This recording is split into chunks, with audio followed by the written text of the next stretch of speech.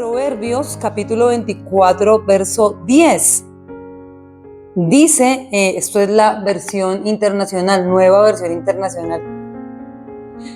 Dice, si en el día de la aflicción te desanimas, muy limitada es tu fortaleza. Estamos leyendo Proverbios 24, capítulo 24, verso 10, versión NBI. Dice, si en el día de la aflicción te desanimas, muy limitada es tu fortaleza. Vamos a leerlo también en la traducción lenguaje actual. El mismo versículo. Dice, quien se rinde ante un problema no demuestra fuerza ni carácter. Quien se rinde ante un problema no demuestra fuerza ni carácter. La palabra todo el tiempo nos está advirtiendo a nosotros de que sí o sí vamos a pasar por momentos difíciles. Nadie dijo que esto iba a ser fácil. De hecho, el desierto y las situaciones complejas vienen para el que cree y vienen para el que no cree. La diferencia está en que para el que cree todo le es posible, dice la palabra. Para el que cree todo es posible. Entonces, todos pasamos por el desierto, todos pasamos por la prueba, todos pasamos por la dificultad. Todos podemos en algún momento, nadie está exento de pasar por ciertas situaciones. Pero algo que sí demuestra lo que hay dentro del corazón de las personas es el desierto. El Señor llevó al pueblo al desierto justamente para probarlo. Y lo que demuestra y saca a la luz, pone en evidencia que hay dentro de las personas es justamente el desierto. El desierto prueba. El desierto no viene para matar a nadie como muchas veces uno cree, porque en medio del desierto uno se duele, porque en medio del desierto muchas veces uno siente que se muere, uno siente que ya no aguanta, uno siente que está como arrastrándose. Cuando vienen esos momentos bien difíciles, uno siente que no hay fuerzas dentro de uno. Pero hay una buena noticia. Por la palabra de Dios entendemos que nunca el desierto viene para matar a nadie. El desierto viene para procesar y hacernos mejores personas. El desierto está diseñado para que después de la prueba salgamos aprobados. Y el desierto pone en evidencia las intenciones del corazón. No lo que se revela externamente, sino más bien la intención del corazón. Entonces, sobre este tema, vamos a mirar que sí vale la pena pasar y aprobar el desierto. Dice en Génesis 25:32, nueva traducción viviente. Vamos a derribar un argumento porque estamos en nuestra serie de derribar los argumentos, esas mentiras que muchas veces el enemigo nos vende. Y quizás de esta hemos hablado y el Señor nos manda nuevamente a hablar sobre el mismo tema. Y es ese engaño de que muchas veces nos vamos a morir de hambre y que no vale la pena, o sea, de hambre en el caso específico que vamos a leer ahorita, que nos vamos a morir en medio de la necesidad, en medio del proceso, y que de nada sirve valorar lo que sí debe ser valorado o retener aquello que Dios nos entregó en un momento de prueba. Decía la escritura en Proverbios, ¿no? Si tú fallas en el día de la aflicción o te desanimas, ¿ustedes se acuerdan lo que leíamos sobre la palabra ánimo? Era tener al Espíritu Santo dentro de nosotros, en nuestra vida. ¿Qué quiere decir eso? Tener una comunión, una amistad con el Espíritu Santo, porque finalmente todos podemos desplomarnos en algún momento. Pero lo que nos ayuda a levantarnos después de desplomarnos es la fuerza del Espíritu Santo en nosotros. Créanmelo, lo hablaba esta semana y lo compartía yo esta semana. Es necesario imponernos manos a nosotros mismos, animarnos a nosotros mismos, ministrarnos a nosotros mismos. Yo lo predicaba el viernes, creo, o en esta semana en uno de los grupos. Yo les decía, nosotros somos responsables de nuestra propia vida. No podemos delegarle esta responsabilidad a otros, tenemos que pastorearnos, tenemos que buscar todas las herramientas que Dios nos entregó o usar las herramientas dadas por Dios para alentarnos a nosotros mismos, para animarnos. Hay cosas que hablábamos en clase el día de ayer que animan nuestra carne, comer bien, descansar, animan a nuestra carne. Tal vez para muchos es terapia ir de compras, para las mujeres sobre todo. El ir de compras es una buena terapia. De pronto para otros el ir a un spa, el salir de viaje, son cosas que ayudan a nuestra carne, pero sobre todo eso, las herramientas espirituales, porque nosotros no peleamos nuestras batallas como pelea la gente del mundo en la carne. No las peleamos de esa manera en la carne. Eso ayuda, sí, es importante, pero no peleamos en la carne, sino desde el punto o desde el nivel espiritual que nos confió el Señor a nosotros. Entonces, ¿a qué le echamos mano? El viernes lo hablábamos. Las puertas son alabanza, en Isaías 60. Lo que saca de mi vida todo desaliento, toda fatiga, todo desánimo, la adoración. A través de ella yo saco de mi vida, soy como un río de agua viva que saca afuera. No se nos puede olvidar, esto es tan básico y llevamos tantos años hablando sobre lo mismo. Somos un río de agua viva que saca, que lanza fuera la ofensa. Nosotros no podemos quedarnos abrazando ofensas de hace 8 días, de hace 10 días, de hace 20 días, por favor. Seamos cristianos, ¿sí? Ya es hora de ser como creyentes, cristianos, practicar lo que la palabra dice, porque es que estamos reteniendo la ofensa. Estamos masticándola, estamos abrazándola, y si nos quedamos en eso, empezamos a heder y a contaminar todo lo que el Señor quiere que sea bendición para nuestras vidas. Bueno, usted decide. Así como en el ejército, el soldado se da la vida. Se lo dicen, es un lema. Acá usted se da la vida. Y en la vida cristiana, como soldados del ejército de Cristo, nosotros decidimos qué clase de vida vamos a tener. Hay situaciones que definitivamente no cambian. Y tú oras en cada rincón de tu casa sobre la misma situación y en cada momento del día sobre la misma situación. Y tú llegas y entras a casa, cierras la puerta y vives la misma situación. No hay un cambio. Sobre aquello que tú clamas día y noche, no hay un cambio, no hay un avance. Y tú dices, Dios mío, ¿qué es lo que está pasando? Y en ese momento tú tienes que ser consciente y sentarte y pensar lo siguiente. Si la situación sobre la cual yo no estoy orando y no ha cambiado el Señor, siendo soberano y majestuoso, teniendo poder para soplar sobre un mar impetuoso y secarlo, para que el pueblo no se mojara. Si ese Dios soberano que puede soplar en un momento y cambiar mi situación, no ha querido cambiarla porque en su soberanía no lo ha hecho, es porque simplemente está usando toda esa tormenta para cambiarme a mí. Y definitivamente hay cosas que uno dice, Dios santo, esto es complicado. Esto está superando por completo mis fuerzas. Hay cosas que en realidad, hay cosas que tú dices, oh, me machuqué, oh, este fulano me miró mal, oh, este fulanito aquel dijo esto, no importa. Pero hay cosas que sí duelen, y duelen en lo más profundo de tu ser. Y tú dices, esto está superando mi fuerza. Y es ahí cuando yo tengo que practicar esto, porque no puede ser limitada mi fuerza cuando el Señor ha prometido que me entregaría fuerzas como las del búfalo.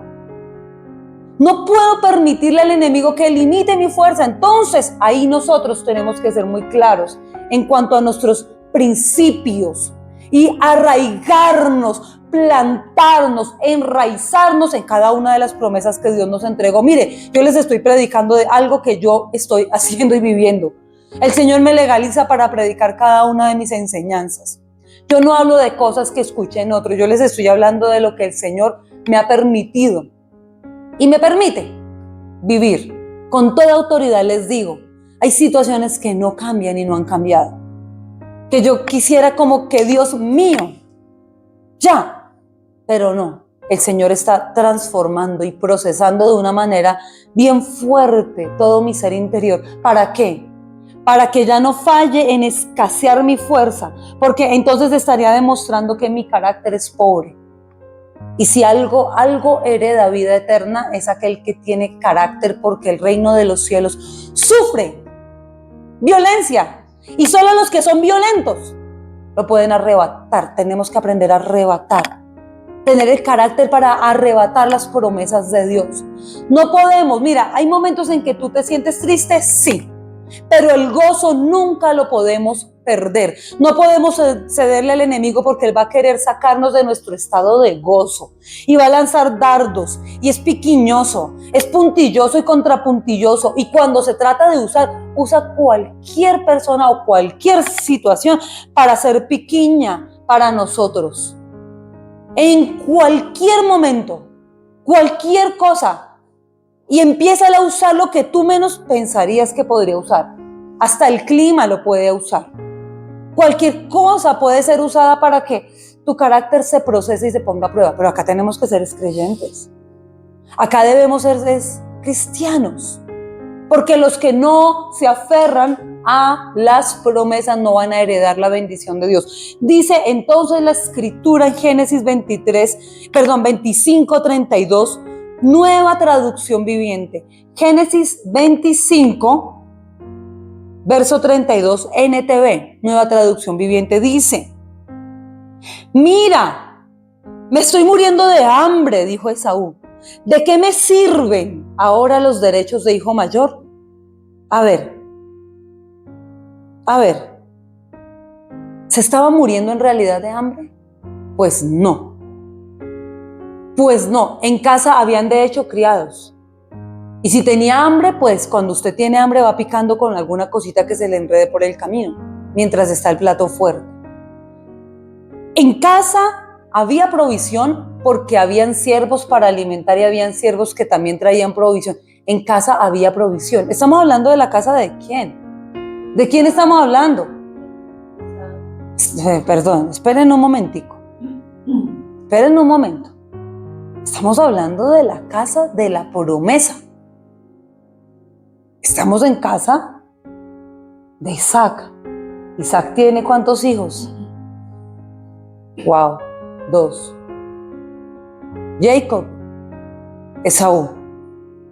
Israel, Edom. 2 hijos se han gestado. 2 naciones se han gestado. 2. No había necesidad en casa. Y no era un tiempo de hambre como si habían tiempos de hambre que azotaban la humanidad. Pero específicamente este momento no era un tiempo de hambre dentro del pueblo, dentro de la casa. No era un tiempo marcado como un tiempo de necesidad ni de hambre. El tipo llegó fatigado, lo que Marley, perdóname, decías ayer. El cansancio es agotamiento. Tú conectas con tu almohada o con tu cama o comes, descansas un momento y tú te recuperas y te repones. El cansancio es agotamiento, es fatiga. El cansancio no es incapacidad. El cansancio no es enfermedad ni un motivo para incapacitarnos. ¿Quién dijo eso? Ahorita la gente se incapacita porque se siente cansada. Entonces la gente deja de hacer muchas cosas porque se siente fatigada y cansada. No, hay que buscar la manera de descansar, recargar, reanimar y seguir adelante. Porque el cansancio no es un motivo de incapacidad, queridos. Comemos lo que se debe comer y hay que comer saludable para tener buena energía. Hay que aprender a comer. Ahorita mismo estamos como volviéndonos conscientes de nuestra alimentación, estamos pensando que incluso qué mercado vamos a hacer, qué vamos a comprar, que para la iglesia, que para la casa, para tener cosas que nos ayuden, porque tenemos que ser inteligentes y sabios. Listo, recuperamos. Listo, seguimos adelante. Pero es que no es un motivo de incapacidad, el cansancio no puede ser, eso ya se llama flojera, eso se llama pereza. Y el viernes por palabra de Dios aprendíamos que la pereza no es simplemente pereza, la pereza es pecado. Y es una cuestión que estudiábamos y es profunda, más profunda de lo que uno ve por encima. Ay, tengo una pereza. Es pecado. Nos fuimos al griego, tuvimos la oportunidad de que el Señor nos llevara a estudiar en griego la palabra. La estudiamos y la profundizamos esta semana predicando en la otra iglesia. Les predicamos allí, les llevamos el mensaje y veíamos cómo pereza es pecado y tiene un significado tan profundo y desagrada y contrista y provoca celos y enoja al Señor. Y este hombre está en un momento de flojera, está en un momento de fatiga, de agotamiento, que hubiera podido solucionar de otra manera y no de la manera que él decidió solucionarlo, porque decidió solucionarlo a su manera, y preciso su manera fue la peor manera. Y eso nos pasa muchas veces a nosotros. Queremos solucionar de la peor manera a nuestra manera. Y yo les preguntaba, ¿quién fue perezoso en la Biblia y pecó? Y me dijeron muchas cosas, vamos a hablar de la correcta. Me dijeron, David pecó. David se permitió un estado de pereza, de ocio, de parar cuando no debía parar. Es que hay momentos por eso hay 6 días para trabajar y 1 día para descansar. Sí se necesita el descanso, sí es necesario, pero no es lo contrario, 1 día para trabajar y 6 días para descansar. Y algunas personas tienen el orden invertido, algunos tienen ese orden, leyeron mal la porción de la escritura. No sé qué traducción que fue la que agarraron y se conectaron con una traducción errada o no leyeron bien. Un problema de comprensión de lectura y agarraron 6 para el descanso y 1 para el trabajo arduo. No es así. Es 6 días trabajas, el 7º descansas. Es necesario descansar porque no descansar es pecado también y contrista a Dios. Pero la pereza, hacer lo contrario, contrista al Señor. Y David paró cuando no debía parar. Nosotros a veces hacemos cosas absurdas, de verdad, que desagradan el corazón de Dios, que lo provocan a ira, a celos, porque es justamente ahí cuando metemos nuestra mano como hizo Esaú. ¿De qué me sirve? ¿Y de qué me sirve? Pero ¿para qué yo quiero ahorita derechos de hijo primogénito? El primogénito era importante. Era tan importante que era la cara del papá cuando el papá estaba ausente, que tenía que viajar o salir al campo, a cazar, lo que fuera. Si papá no estaba en casa, el primogénito era el encargado de ser el varón de la casa, de proveer, de defender, de proteger, de ejercer un liderazgo sacerdotal en casa, el primogénito. El primogénito tenía derecho a la doble porción de bendición en casa. El primogénito no tenía la misma herencia que tenían los otros hijos. El primogénito tenía acceso a una mayor bendición, una doble porción. En cuanto a lo sacerdotal, en cuanto a lo ministerial, en cuanto a lo profético, pero en cuanto a lo económico. Es que una cosa trae a la otra.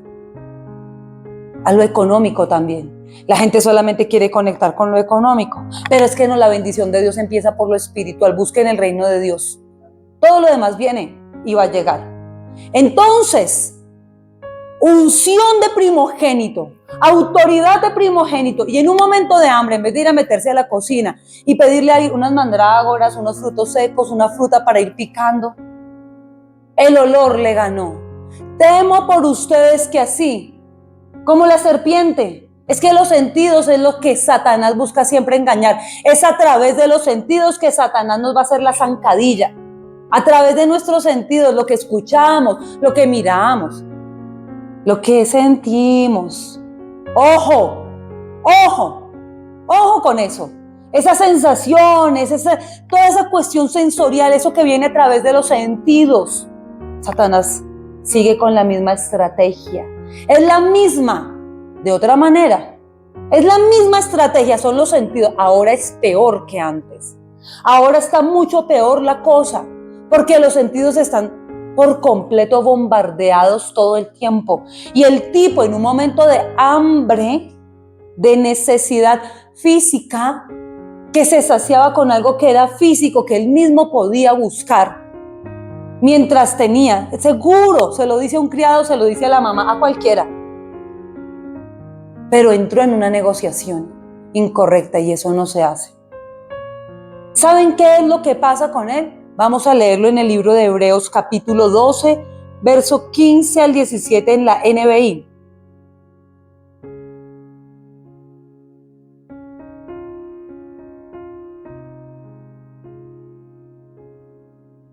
Dice, asegúrense de que nadie quede fuera de la gracia de Dios, de que ninguna raíz amarga brote y cause dificultades y corrompa a muchos. Y también de que nadie sea inmoral ni profano como Esaú, quien por un plato de comida vendió sus derechos de primogénito. Después, como ya saben, cuando quiso heredar esa bendición, fue rechazado. no se le dio lugar para el arrepentimiento, aunque con lágrimas buscó la bendición. Acá hay tanto que aprender. Sé que lo hemos leído muchísimas, pero, o sea, de verdad que inclusive creo que nosotros acabamos de terminar el año pasado con el estudio del libro de los Hebreos capítulo por capítulo. Nos tomamos el tiempo y el trabajo de profundizar en Hebreos. Esto lo hemos leído y lo hemos estudiado. Pero fíjense que seguimos aprendiendo. Hay un argumento que Satanás siempre va a querer sembrar en nuestra mente y en nuestro corazón, y es: tienes hambre. Toca solucionar de alguna manera. O sea, hay un problema, hay una necesidad, y lo que se atraviesa es a través de los sentidos. Me siento solo, me siento sola. La gente empieza a escucharle la voz a Satanás que le dice: tú eres feo. Muchas mujeres pasan: me siento fea. Casi los hombres no, porque los hombres a veces entre más feos, más orgullosos se sienten de ser feos. Ay, Dios santo. Eso pasa mucho y las mujeres empiezan a pelear. En esta semana tuve que dar una conferencia para mujeres. Y el tema iba destinado, o sea, estaba alineado para enseñar sobre devocional, que finalmente enseñamos sobre devocional y se abarcó el tema. Pero el tema, el clamor de las mujeres era autoestima. Por favor, pastora, es una oportunidad, la tenemos a usted, predíquenos sobre autoestima. Da un minuto de comenzar y yo tenía toda la clase sobre devocional, toda la palabra, y yo, ok, vamos. Que el Señor había hablado también sobre autoestima. Dios sabe lo que el pueblo necesita. Y a gritos clamaba. La mujer lucha mucho con su autoestima. Entonces empieza a lanzar dardos el enemigo. Miren, ¿saben qué? Leí un artículo que hablaba sobre los estándares de belleza desde los 10, desde la década de los 10, cuando ni siquiera habían fotos, sino eran pinturas, porque tomar fotos no, pinturas. Y entonces en las revistas para mujeres y para la alta sociedad estigmatizaron el cuerpo de la mujer, y el cuerpo de la mujer lo dibujaban. Entonces hicieron un concurso a ver quién ganaba y se parecía más al dibujo. Era una caricatura, era un dibujo. Y encontraron una mujer que evidentemente empezó a fajar su cuerpo, a fajarlo y a reducirlo a punta de fuerza, y encontraron quién ganó el concurso parecido al del dibujo. Entonces dijeron: este es el estándar de belleza. Esta es la mujer 10 en su época. Siguiente década. El estándar ya era muy diferente a la de la década anterior. Eso hemos pasado, yo digo, ¿y qué es esta? Miren, saben que yo leí ese artículo y me lo leí hasta la época actual y me llené de indignación. No soy feminista, pero soy mujer. Y mucho del pensamiento feminista en su raíz, ay, Dios mío, me van a decir, pero es bueno. Sí, claro. Pelear por la igualdad en cuanto a derechos es bueno, en cuanto a derechos, en cuanto a dignidad, en cuanto a respeto, en cuanto a un pago digno, justo, en cuanto a que a la mujer se le dé un lugar de honra, ¿sí? En cuanto a ese tipo de cosas, porque es que la mujer era muy marginada, no podía ni elegir ni votar, la mujer no podía tener cédula, la mujer no podía aspirar a cargos, ni a estudiar, ni a salir de la ignorancia en tantas cosas, la tenían oprimida. Y eso es injusto. ¿Quién dijo eso? Eso ni siquiera es bíblico. Eso no corresponde a Dios. De hecho, el Señor dejó tantos textos en la Biblia que nos guardan, nos blindan a las mujeres. Él nos ama tanto a las mujeres que Él dejó tantos versículos que protegen a la mujer y que de hecho responsabilizan al varón para que trate con dignidad y con honra a la mujer, la respeten. O sea, el Señor nos ama. O sea que eso era una cuestión de hombres, y empecé yo a leer, ¿y quién daba los estándares de belleza? Pues la sociedad, y en su mayoría hombres. Decía que era bonito y que no era bonito, tener la nariz así, el cuerpo así, las piernas así. Entonces todas las mujeres empezaron a caer en ese afán, que hasta el día de hoy está el mismo afán. Ahorita parece que fueran a la misma fábrica, acá en Colombia. Acá en Colombia hay una fábrica de mujeres donde entran, por gracias a esas influencers que se llaman feministas absurdas, porque eso no tiene nada de feminismo ni empoderamiento. Las webcamers, modelos, porque se llaman de profesión, ¿y a qué te dedicas? Soy modelo. Mentira, son prostitutas y se venden por dinero. Llamemos las cosas por su nombre. Entonces ellas han moldeado, y desde las plataformas del reggaetón han moldeado, y qué desgracia que de Colombia se ha lanzado esa basura para el mundo entero. Leía yo en ese artículo en las revistas década por década, y eran en otras naciones, pero desgraciadamente en esta era es Colombia la que está marcando la pauta en cuanto a estándares, y ha tocado, de verdad, ha tocado y ha alcanzado niveles mundiales, de orden mundial. Van a la misma fábrica, entonces salen con los mismos pómulos, ¿no han visto? La misma naricita, el mismo cuerpecito, la misma modita. Yo veía hace poquito en un lugar, en una farmacia, una mujer, una copia de la reggaetonera que representa a este país. La misma moda, unas botas de felpa que parecían unas botas me encantan las patas de oso normal, para el frío, eran normales, pero eran unas patas a ver, ¿cómo se llama el de Monster Inc? ¿Cómo se llama él? Sullivan, parecían las patas de Sullivan.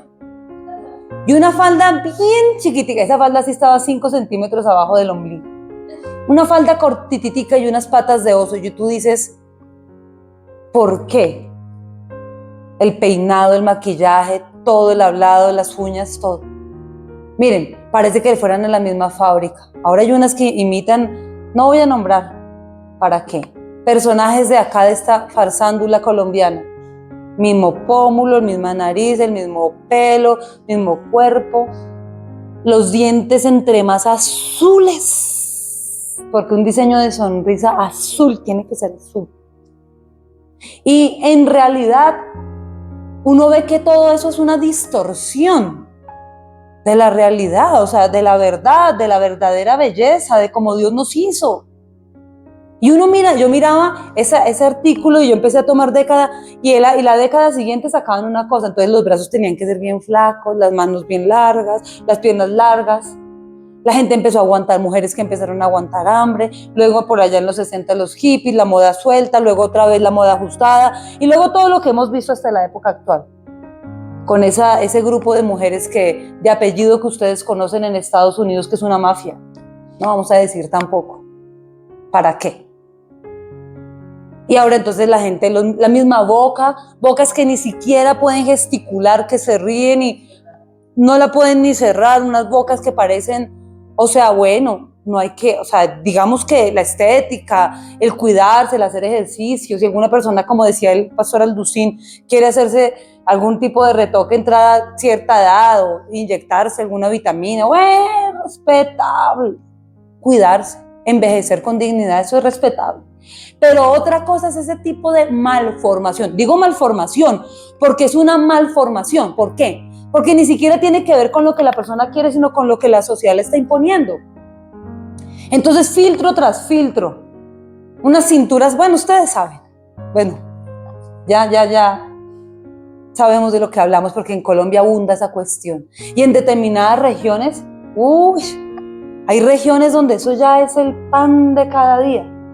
Todo el mundo, una copia, y eso no es correcto. La gente se ha olvidado de trabajar en el corazón, una urgencia inmediata. Este tipo dice, me estoy muriendo de hambre. Y acá nosotros vemos en esta situación que fue la amargura, lo que precede contextualmente al texto en cuestión, lo que antecede en el verso 15 dice, asegúrense de que nadie quede fuera de la gracia de Dios, de que ninguna raíz amarga brote y cause dificultades corrompa. Miren, Esaú tenía una raíz de amargura bien grande. En él había amargura.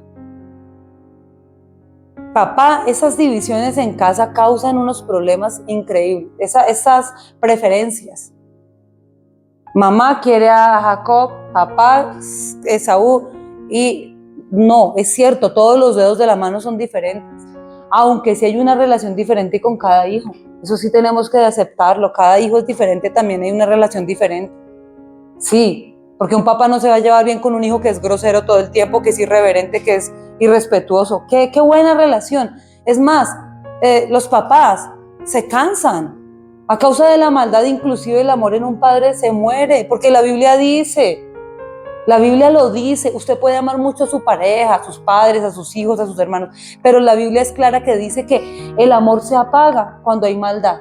Y la maldad no es solamente, nos imaginamos maldad a Hitler, nos imaginamos maldad a los peores dictadores de la historia, asesinos, sociópatas. No, maldad es ausencia de bondad.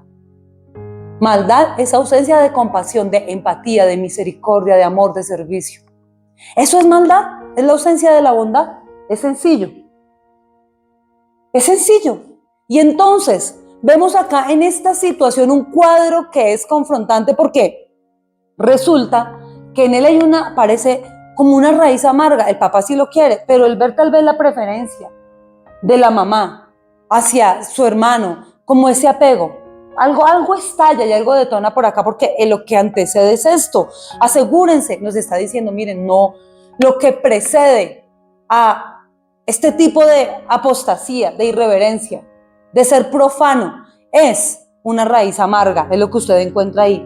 Y lo que dice de una raíz de amargura, hay gente que todo el tiempo vive amargada, o sea, sale de la mejor comida, del mejor banquete y sale a quejarse de alguna, pero el mantel estaba un poco brilloso, pero las servilletas no eran de alta calidad. Miren, por algún caso el que es fastidioso, por algún caso va a encontrar siempre un pero.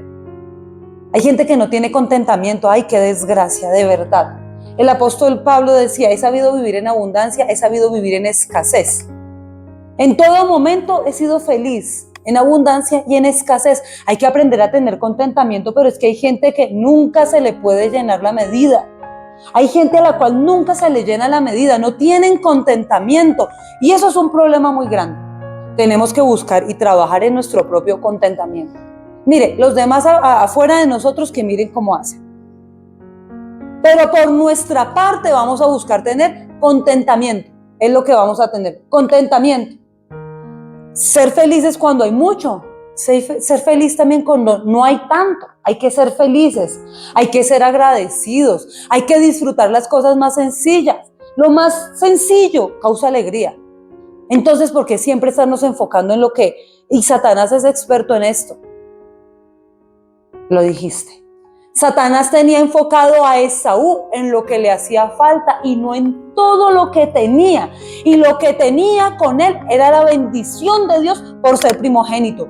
Pero el hombre estaba enfocado en que el otro tipo estaba en casa pasándola según él mejor y que tenía comida y que él sí estaba cansado, quemado del camino y que el otro la estaba pasando mejor y que al otro le iba mejor y se dejó engañar por Satanás. Y Satanás logró venderle una mentira a Esaú y en él se sembró una raíz amarga, una raíz de amargura. Satanás logró que Esaú mirara lo que no tenía y olvidara lo que sí tenía. Por favor, nos vamos a enfocar en todo, absolutamente todo lo que Dios nos ha entregado, porque lo que Dios nos ha entregado es bendición de Él. No menosprecien las bendiciones, no menosprecien el lugar donde están viviendo, no menosprecien las personas que están cerca de ustedes, no menosprecien, porque el día que las personas que ustedes tanto menosprecian, que las tienen tan seguras al lado suyo, el día que esas personas no están, dejan un vacío que nadie puede llenar, porque voy a repetirlo, nadie va a poder llenarlo, o sea, otro ser humano no, porque toda persona es única e irrepetible.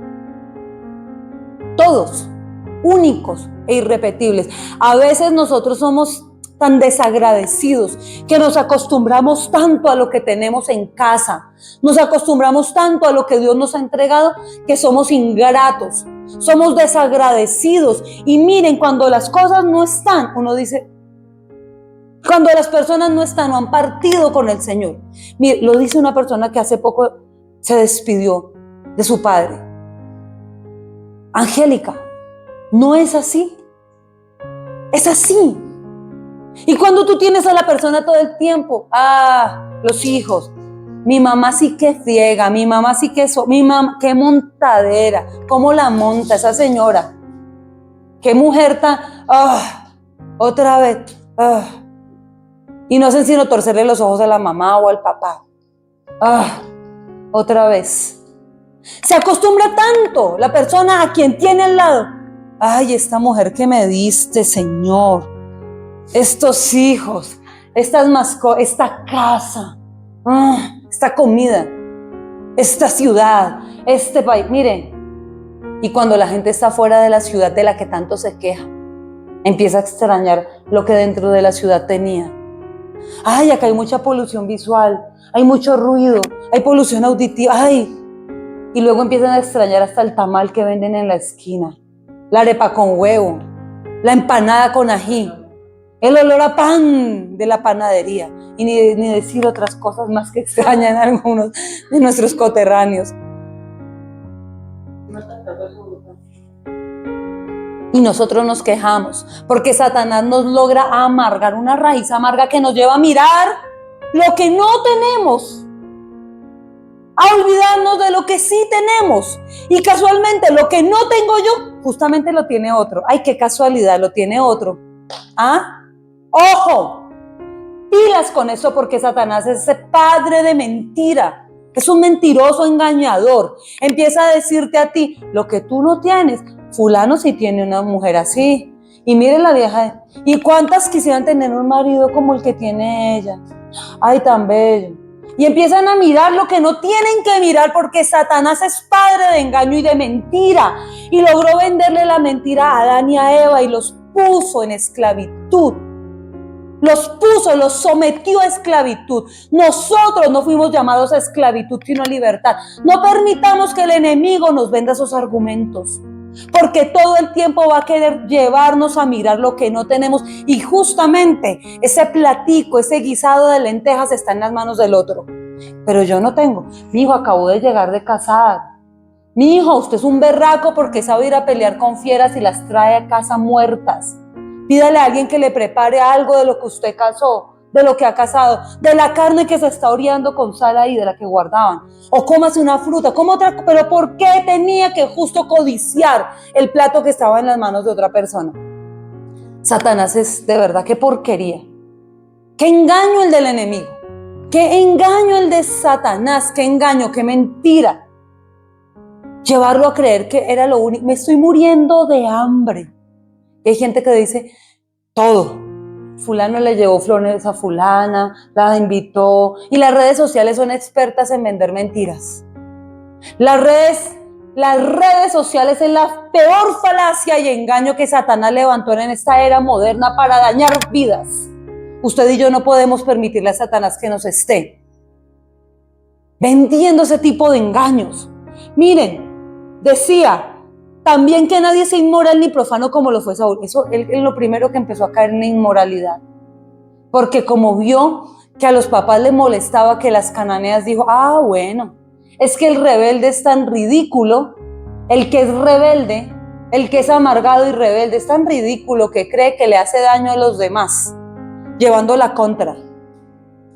Es tan ridículo que cree que está molestando a todo el mundo. Y sí, tal vez haga ruido, pero les puedo decir una cosa, a la primera persona que está dañando es a sí mismo. Y Esaú se estaba dañando juntándose con esa clase de gente.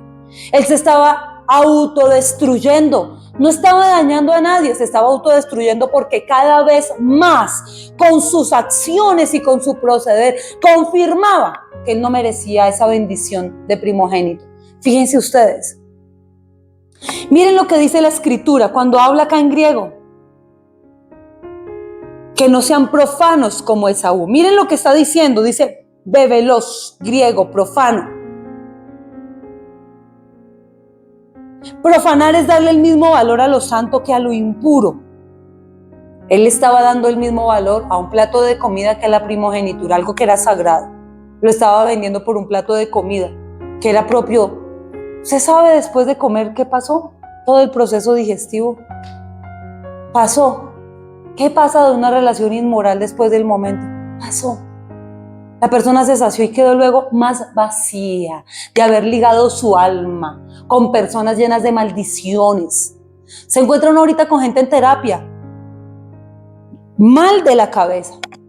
Se pierden en el tiempo, empiezan a mirar puntos y se evaden de la realidad.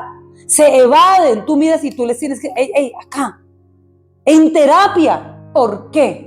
Resulta que han ligado su alma con tantas personas que todas las maldiciones que todos ellos traían se las han transferido. Y personas que antes eran vivas parecen zombies ahorita. Usted los mira. Y es triste llegar a una terapia, a una consejería y sentarse con una persona que se pierde, se va de sí misma, se sale de su cuerpo, se va por ligar su alma, por estarse ligando. Y resulta que se comió el platico de lentejas. Y bien por el momento. Tal vez diga, lo logré, lo hice, como les predicaba. ¿Puede acaso la persona caminar sobre brasas ardiendo y que los piececitos no se le quemen? ¿Puede acaso el hombre agarrar fuego en su mano, ponerlo en su pecho y que sus vestidos no se quemen? Proverbios 6. ¿Puede acaso el hombre codiciar y enredarse con una mujer que no es la suya y salir invicto? Pues no. Pues así como el que se quema, así mismo el que empieza a codiciar lo que no tiene. Entonces mire, hay normas en la Escritura que vienen para guardar nuestra vida. Porque por causa de él darle rienda suelta a su deseo, se estuvo perdiendo de la bendición de Dios. Las cosas se hacen y se hacen de la manera correcta. Se deben hacer las cosas de la manera correcta. Buscar la restauración, buscar la restitución es válido. Sanarse es válido, pero hay que hacer las cosas de la manera correcta. No todo lo que se te atraviese a ti en tu vida viene para bendecirte. Hay que ser muy sabios, hay que pensar con discernimiento. No toda oportunidad que se nos apareje a nosotros viene para bendecir y levantar. Hay que sentarnos o postrarnos, ir delante de Dios, humillarnos delante de Él y pedir dirección, confirmación, porque no todo plato de lentejas que pase por delante es para nosotros. Es evidente que no. Y entonces, más cuando ese plato de lentejas viene intercambiando lo que es santidad y lo que es integridad y lo que es comunión con Dios. Más cuando eso te va a sacar a ti del propósito de Dios. Entonces veíamos que es darle el mismo valor a lo santo que a lo impuro. Viene de velos. La última parte es velos. La anteposición es veloz, con B larga ambas. Y esto viene de la palabra umbral, velos, umbral, que es pasar por encima de alguien sin pedir permiso. Entrar a un lugar no permitido, no autorizado, sin ningún permiso. Es pisotear el umbral. ¿Saben de qué me acordaba esta palabra? De aquella mujer que fue violentada toda la noche, llegó al umbral y murió en el umbral. ¿Se acuerdan? ¿Se acuerdan? En la tribu de Benjamín. ¿Qué situación? Y velos viene desde allá. Habla del umbral porque otro significado de profanar es violar, es abusar. ¿Sí se dan cuenta? Es violar, es abusar. Entonces, cuando yo le estoy dando el mismo lugar a lo santo que a lo profano, estoy violentando, estoy transgrediendo, estoy pisando el umbral, estoy pisoteando, dañando lo que Dios tenía por sagrado para mi vida. Entonces no es tan así como que yo tengo hambre y cualquier cosa, pues no pasa nada. Como estamos en la gracia, como vivimos en la gracia, como el que peca y reza empata, entonces yo peco y me arrepiento y luego no pasa nada. No, sí pasa. Y empiezan a quedarse consecuencias de la maldad. Y empiezan a quedarse heridas y empieza a quedarse dolor. Y tenemos que ser muy inteligentes y entender lo que Dios nos está diciendo. También habla de pro, la raíz pro es fuera, y fanos viene de templo, es quedarse fuera del templo, es quedarse sin comunión. Profanar es quedarse fuera de la comunión con Dios, estar fuera. Dice que es también despreciar las bendiciones de Dios y luego creer que se tiene derecho a recibirlas. Es tratar con desprecio o con menosprecio una bendición que Dios me entregó a mí y luego creer que yo tengo el derecho para tomarla nuevamente. Es como el que menosprecia a sus hijos y los abandona y luego cree que se tiene el derecho de aparecer con los años y decir, usted tiene que mantenerme porque soy su papá, y decir, pero yo a usted ni lo conozco, Señor, no compartí, o señora, usted me abandonó, yo no viví, no la conozco. Sé su nombre, sé que es mi mamá biológica, pero pero de ahí más no sé, no supe qué es recibir una protección, un cuidado de parte suya. Entonces, y así hay muchos padres ausentes, se ausentan, bloquean, porque como les decía la vez pasada, viví mucho para ustedes, chao chinos, me voy. Se fue por el pan y la leche y nunca más volvió. Irresponsables. Y luego cuando ya están en su etapa de vejez, vienen a ponerle una carga a los hijos y a decir, usted me tiene que cuidar, usted me tiene que mantener, usted tiene que hacerse cargo de mí. ¿Y por qué? Porque soy su papá o soy su mamá. Y las cosas no son así, según la palabra. Profanar, porque eso es profanar un lugar de honra que Dios había entregado a alguien, es profanarlo también.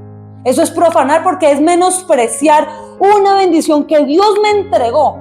Es menospreciarla, es despreciarla, es ignorarla, es abandonar esa bendición y luego creer que yo tengo derecho a acceder a la bendición. Es como el hombre que menosprecia a su mujer.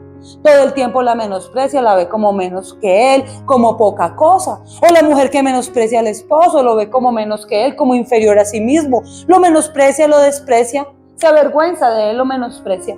Y luego creer que Dios le va a bendecir actuando con esa pecado del menosprecio. Llamémoslo como ese es pecado, menospreciar esa bendición. No entender que era algo que Dios traía a mi vida para bendecirme. Y luego con el paso del tiempo decir, no, yo es que yo tengo acceso. Y es que fulana, descarados. Ella no se me puede negar. Es que ella sabe que no puede negárseme. Y decir, ¿y por qué? Después de que ha sido un hombre golpeador, abusador, maltratador.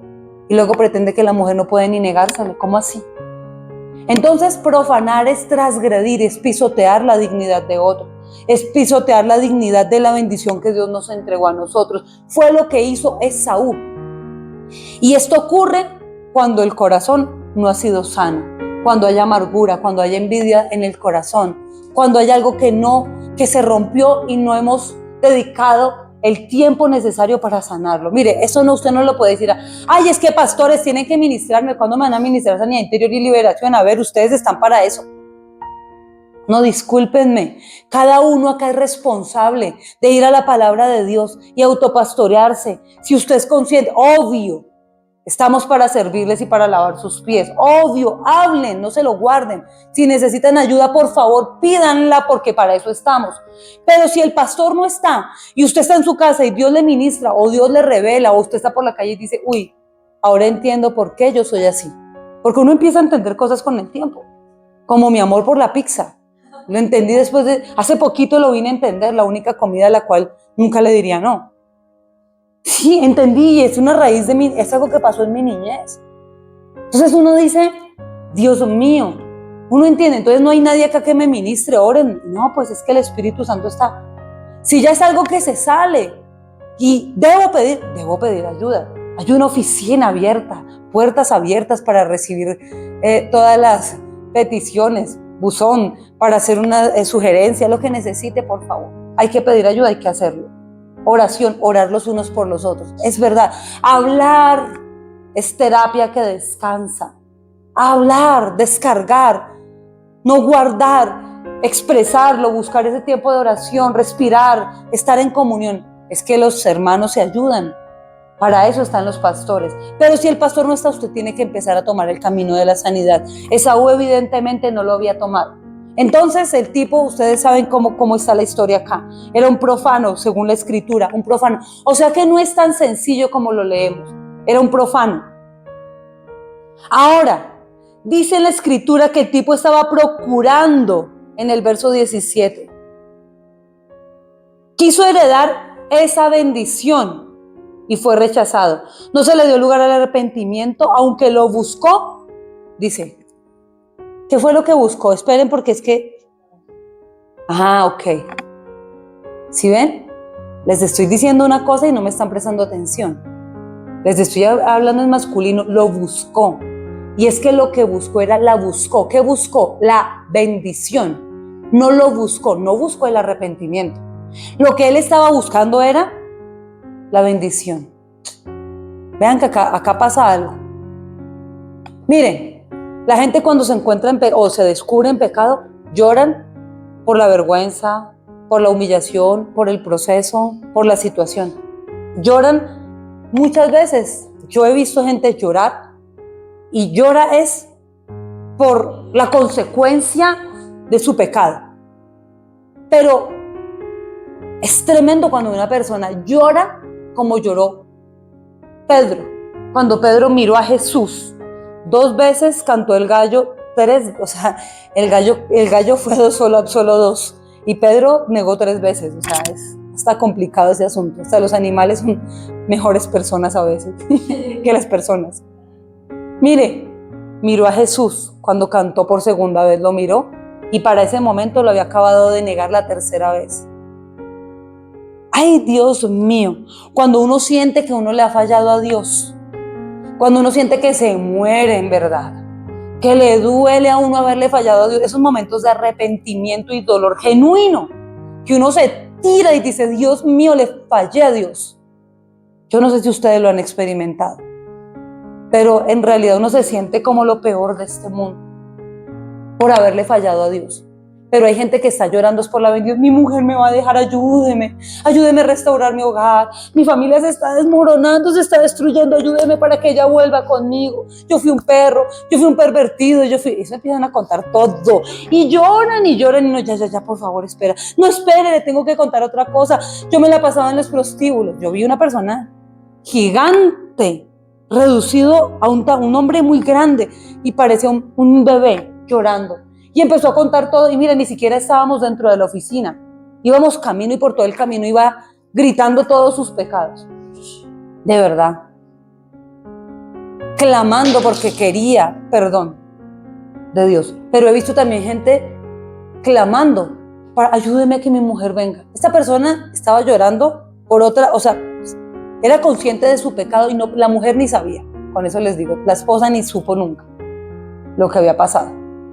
Pero otras personas están llorando porque se sienten descubiertas, y están llorando para que, no, mi mujer me va a pedir la mitad de la casa, ahora entramos me va a demandar un proceso, o sea, están pensando en otra cosa.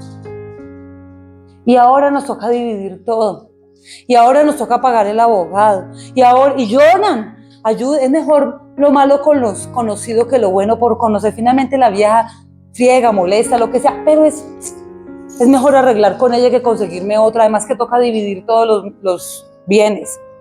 Y lloran y suplican como Esaú. Dice que estaba procurando con lágrimas la bendición. No estaba llorando por haberle fallado a Dios en lo que Dios había depositado y confiado en él. Es tremendo. Es tremendo. Por eso Esaú se convierte en Edom, un pueblo que se levantó. Mire la raíz amarga de Esaú. Se la transmitió todas sus generaciones, que para el punto de Edom era gente que hostigaba al pueblo de Dios, lo hostigaba, lo oprimía. Eran tan desgraciados que cuando el pueblo de Dios era llevado en cautiverio, ellos ayudaban a los malos a saquear el pueblo. Al caído caerle, al oprimido dañémoslo más. Ellos veían a la gente sufriendo en dolor porque los llevaban golpeados, heridos, desnudos, encadenados, amarrados. Y ellos en ese desfile salían al desfile viendo a sus hermanos. Es que eran pueblos hermanos. Y venían naciones externas muy lejanas. ¿Y saben qué hacían ellos? Celebraban, cantaban y aplaudían mientras el desfile de vergüenza del pueblo de Dios. Era tan triste, porque mientras ellos estaban ¿usted se imagina usted estar en luto y que alguien se esté riendo y aplaudiendo en su cara? ¿Usted estar en dolor y ver a alguien celebrando que usted esté mal? O sea, qué dolor. Y eso hacía Edom, provocar. ¿Y por qué? Por su amargura, por su envidia. ¡Ojo! Nosotros somos pueblo. Y Dios dentro del pueblo sabe quién ama. Dios sabe quién lo ama a él. Ay, por favor, no se metan ustedes a hacer opresión a aquellos que tienen una comunión con Dios. Yo les voy a decir una cosa, se lo voy a decir con todo respeto. Yo casi nunca digo esto. Pero el hecho de servirle a Dios es tener un lugar de honra y una investidura que Dios ha entregado. Y tal vez la gente pelea que el cuento del manto, que eso es mentira y que no sé. Mire, yo les voy a decir, la Biblia dice que al que honra, honra. Usted puede ser el vecino del pastor, del líder, Y para usted puede verlo inclusive en chanclas o en la casa, esa familiaridad en chanclas, en pijama, lo que sea. Ay, pero no se le olvide que usted está compartiendo casa con el siervo que le pertenece a él. ¡Ojo! Porque acá hay personas que están ministrando ya en el altar. Y aunque es tu hijo y tiene que como hijo cumplir un rol, y debe cumplir y respetar el rol porque somos amigos mientras tú sabes cómo es la cuestión. Te amo y somos súper amigos, pero a tus papás me los respetas.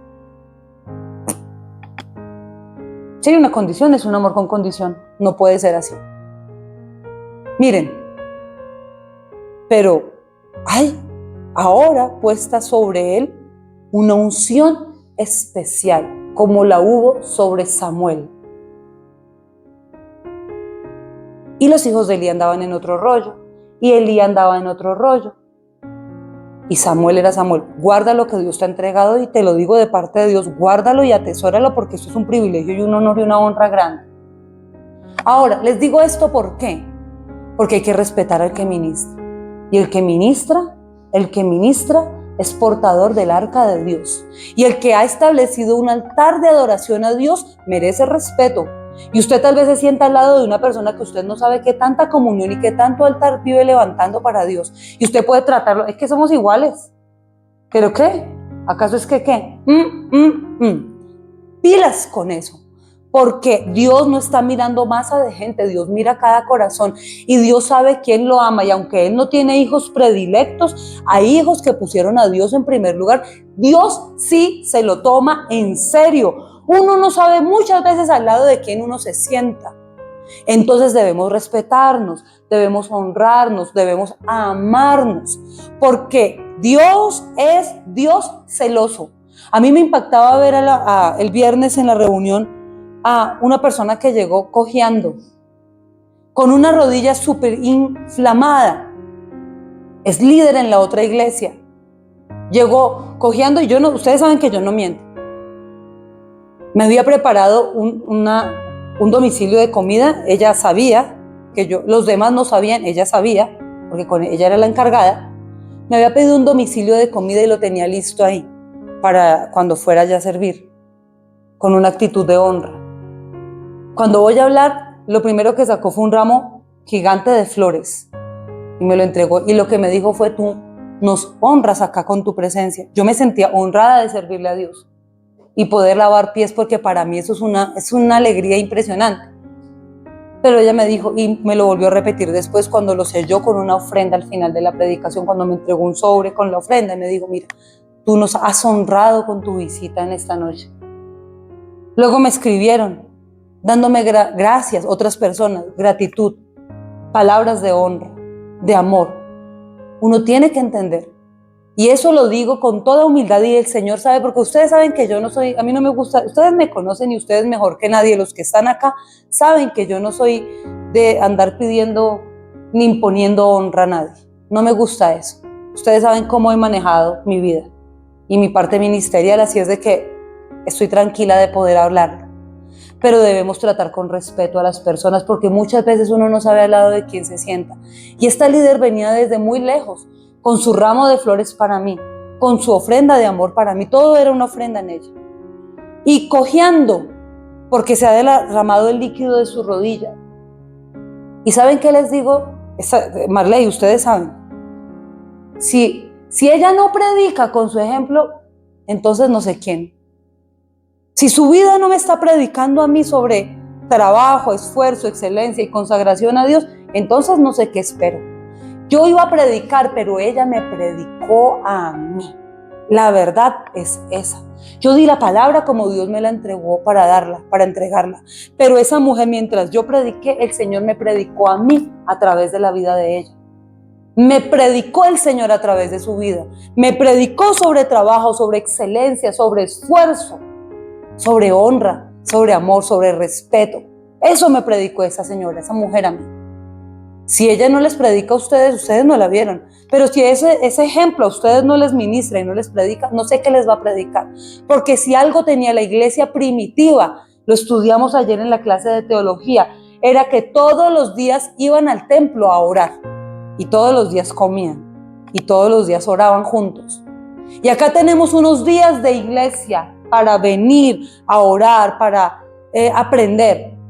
Y entonces, si no aprendemos de la iglesia primitiva, si no aprendemos del ejemplo de una persona que viene desde tan lejos para querer servir, yo les digo, miren, no, muchachos, con todo el amor se los digo, examine su corazón delante de Dios. Porque para levantar excusas, todos, yo llevo 2 noches levantándome a las 2 de la mañana, 2 noches seguidas. Y si usted me pregunta, ¿su carne quería estar? Tal vez la carne en algún punto de la madrugada decía, ay, qué bueno sería quedarme durmiendo toda la mañana.